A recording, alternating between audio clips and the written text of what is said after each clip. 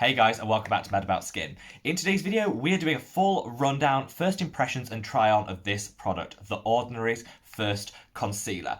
If you remember back to when The Ordinary launched their foundations range, they sold out like that. Literally overnight gone. I think there was a wait list of like 75,000 people from a brand which hadn't been around for that long. It's kind of unheard of and people went really mad for it. Well, this concealer launches on the 19th of January. If you're watching this beforehand, you've got a few more days to wait. If you're watching it afterwards, then hopefully this will help you make a decision on whether you want to purchase it or not. I've left links to all of the concealer shades below, so click on those links and check them out if you do want to know a little bit more. Those links are affiliate links, but here on Mad About Skin, we give all of our affiliate commission to charity. We're working with a really good women's charity at the moment to help support people who might not be as fortunate as ourselves. So if you do want to make a purchase, the links are in the description box. But let's get straight on into it and talk about this product, the first concealer from The Ordinary.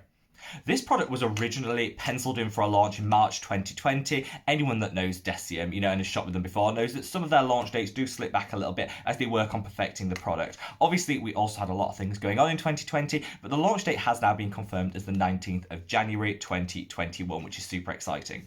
The Ordinary promised to launch this in 36 shades. Click on the link below if you want to check out the different shades. But more importantly, they've got some undertones as well. So I think we talk about shades and matching to our skin tone, but you also have to match to your skin's undertone. A lot of my friends who have deeper and richer skin tones than myself say finding the shade isn't always the issue. It's finding the right undertone within that shade that can be problematic. So if you check out all of the different shades and undertones, there will definitely be one that works for you. They say that it's going to be full coverage and easily spreadable on the skin. That's two things I do usually look for if I'm working on a concealer, because you really want to blend it. Gone are the days. Do you remember when we used to just draw the big V under the eye and walk out the door? We've kind of moved on from that. We want that blendability and that natural look, so I'm super excited to try it for that. And of course, it's launching at super affordable prices. Here in the UK, it's £4.90, super affordable, $5.80 in both the US and Canada. Obviously, it's going to be launching worldwide, so you will have to click on the links to find out the exact price in the territory that you live. But I think that's super drugstore and affordable, which means if it's any good, then why not buy it? Why not treat yourself and try something that's super, super affordable? So I love The Ordinary's price point. So let's just cut to the chase and say, I absolutely love this product. I've been using it every day for the past couple of weeks, and I've been really, really impressed. So I'll talk you through my experience with it. We'll do some swatches and we'll talk about the pros and cons. I got it in 2.0N, which is neutral. You can do it in a pinker undertone. I'm kind of between pinky and neutral in terms of my undertone. I think the pinkier undertones would work really well under the eye because it will cancel out some of that blue and that darkness, but the neutral work perfectly across my face. They're so affordable. I might go in and buy my 2.0 in the pinker undershade as well, so I can kind of mix and match. You don't get a whole lot of product, but a little does go a long way. Normally when companies say a little goes a long way, it's just code for we're not giving you much product and we're charging you way too much for it. Actually, they mean it when they say it in this. A little spreads so far. The spreadability on this is superb, and it really just spreads out and really thins out, but never loses any of that coverage, which I love. It's got a really nice nozzle applicator, which I'll show you there. So you can do some really great pinpoint concealing work, or you can spread it on the back of your hand and then apply it with a brush, whatever's your preference. It glides on really, really well. So I can kind of do a demo because I'm not going to sit here and put it on at the same time. I can't multitask. So I am wearing it on this eye, but I'm not wearing it under this eye. So you can kind of compare and contrast. I'm not sure how the lighting really plays out.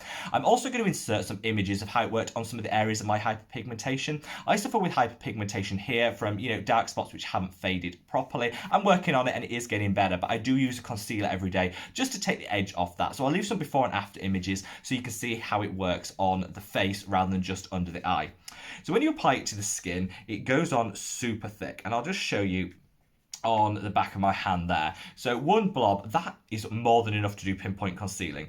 And when you spread it out, it really spreads out well and loses none of that coverage. There's nothing worse than you put a concealer on to cover like a blemish or a mark, and it leaves like a purpley hue behind because it's not fully covered it.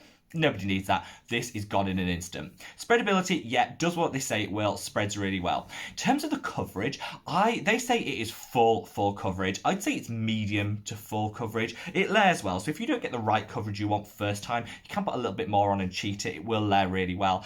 I'd say it's probably medium to full coverage rather than full coverage, but a lot of people actually want that, and I think it works really well unless you've got a real dark area that you want to cover on your skin that's really mismatched to your normal skin tone. I think it's absolutely fantastic. It goes on super matte and stays that way all day. So in terms of a matte foundation, usually when we use a matte concealer or foundation, we assume it's going to dry our skin out. This didn't dry our skin out, but it also doesn't hydrate. So I wouldn't say in terms of its skincare benefits, it's going to add any hydration. I certainly wouldn't say it's going to dry out the skin either, which I think that genuinely makes it universal. People who have drier skin types that maybe worry about flaking and peeling could absolutely use this as long as they hydrate beforehand. People like myself with super oily skin can use it knowing that it won't break up and sort of become a bit patchy as the day goes on. Super, super universal. So let's talk through the pros and the cons. Let's start with the positive and the pros. The price point. I mean, so affordable, so cheap. If you do want to get two different shades, you know, maybe one for the under eye that's slightly lighter or pinkier in undertone, and maybe one for the rest of the face, you absolutely can. For like £5 each, you can really, you know, it's affordable and you can mix and match if you want to. The fact that cruelty-free is a ding, ding, ding from the start, it can still be really hard to find cruelty-free makeup in 2021, which should not be the case. So if you're looking for a truly cruelty-free brand and a great concealer to boot, this is a really, really great option. I love the fact that it's fully inclusive. You've got a full range of skin tones and undertones, which I think is really important. I am looking forward to seeing some other people of darker and richer skin tones try this product on, so we can see how it works for them. But I certainly think they've got the shade range available to them, which is great. It goes on without pilling, it won't peel, it doesn't bunch, and it doesn't highlight any areas of dryness, which I absolutely love. And I think the spreadability is absolutely fantastic. It's one of the things they highlight as being great, and I think the formulation is so good and it does allow you to spread it really easily. I've checked all the ingredients and there's no nasties hiding in there. It's fragrance free, so for people who don't want fragrance in their skincare or in their makeup, this is a great option. And there's no hidden nasties in there and things that you want to avoid. It's got a dimethicone base, which I actually find quite beneficial because it does just smooth out the pores as well. So it'll give a small pore minimizing effect on the skin, which I just think is a nice added benefit, though it's not one the Ordinary specifically call out. It is one that I've noticed on my skin, so absolutely fantastic. It doesn't oxidize, which is almost unheard of in terms of makeup, and it doesn't break me out. I am super breakout prone. I use the wrong product more than once and I'm just like acne central. This didn't break me out, so I think it's absolutely fantastic for people who have oily or breakout prone skin as well.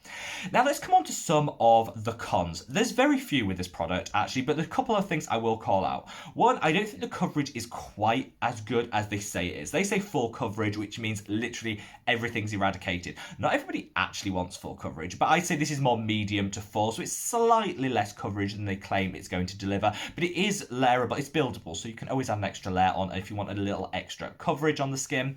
Also, you do have to be able to match your own shade. This shouldn't be an issue because if you've already got one of the Ordinary foundations, a lot of these colours actually match to existing foundation shades within the Ordinary range. So if you know your Ordinary foundation shade, you can mix it exactly with the right concealer. So that should make it a little bit easier to find the right shade for you. Obviously, the Deciem have their web chat team, so just chat to them and ask for their advice on matching the right shade and undertone to your skin type. They should be able to help you, which I think is really good. It is easy. They do swatches, so it is easy to see what your skin tone should be, but of course you can't try it on before you use it, so you do need to bear that in mind. But for the price point and the money back guarantee that they give, I think it's a risk worth taking and isn't too much, but it's something I wanted to call out.